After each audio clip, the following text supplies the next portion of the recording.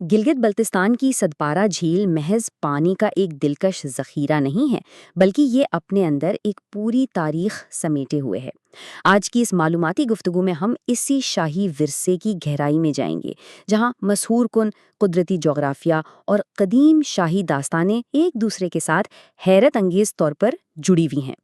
ایک لمحے کے لیے رک کر ذرا یہ سوچیں، کیا سردو وادی کے ان سحر انگیز مناظر کو واقعی صرف گلیشیئرز اور قدرتی عوامل نہیں تراشا ہے، یا اس کے پیچھے کسی قدیم شاہی ذہن کی زبردست انجینئرنگ اور ویژن کا بھی ہاتھ ہے؟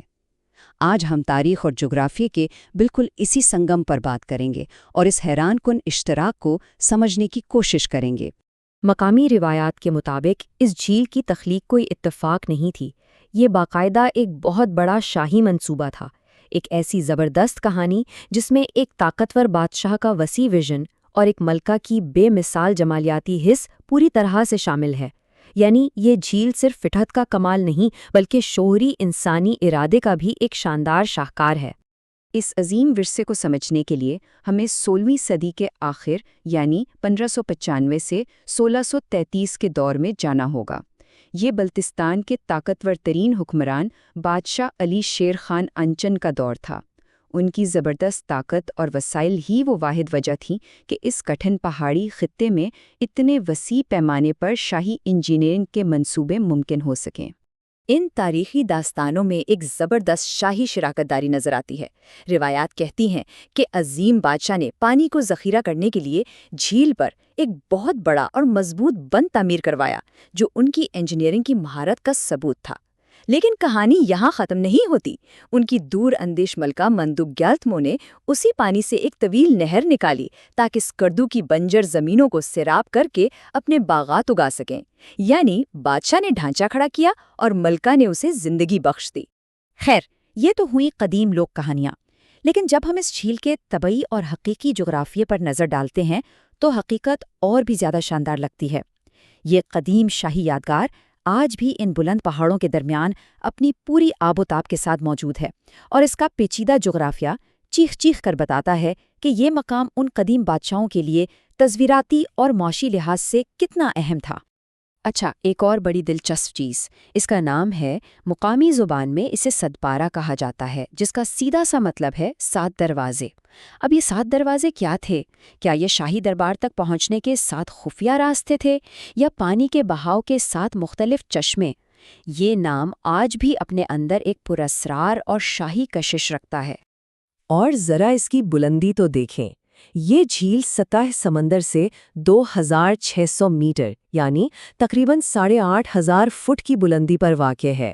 16ویں صدی میں جدید مشینری کے بغیر اتنی سردی اور کٹھن حالات میں اتنی بلندی پر ایک آبی ذخیرے اور بند کی تعمیر، یہ بذات خود انسانی عزم کا ایک ناقابل یقین اور ڈرامائی کارنامہ ہے۔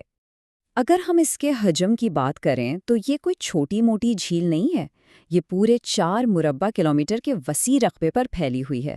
اس کی لمبائی 3.5 کلومیٹر تک ہے، اور ان سب کے بالکل درمیان میں ایک انتہائی دلکش جزیرہ موجود ہے، جو ان خشک پہاڑوں کے بیچ اس نیلگو سمندر کے تاج میں کسی قیمتی ہیرے کی طرح لگتا ہے۔ اب قدرتی طور پر ایک سوال پیدا ہوتا ہے کہ اتنے بڑے طاس میں یہ سارا پانی آتا کہاں سے ہے؟ اس کا سیدھا سا جواب ہے دیوسائی کے سرد ترین میدان۔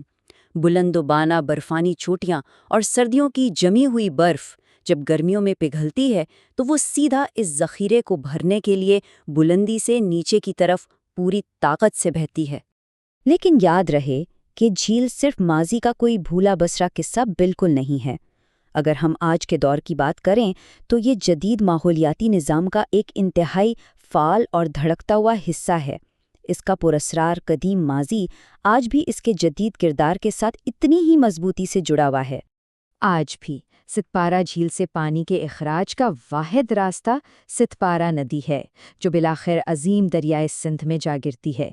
یہی وہ لائف لائن ہے جو آج پوری اسکردو وادی کو پینے کا پانی اور آبپاشی کی سہولت فراہم کرتی ہے۔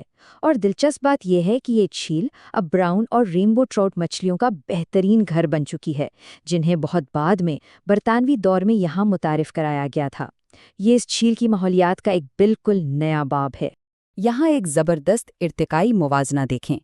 ایک طرف وہ قدیم بند ہے جس کی تعمیر کی داستانیں بادشاہ علی شیر خان انگن سے جڑی ہیں، اور بالکل اسی تاریخی مقام پر آج جدید دور کا ستپارا ڈیم پروجیکٹ موجود ہے، جس نے دراصل اس قدیم جھیل کو مزید وسیع کر دیا ہے۔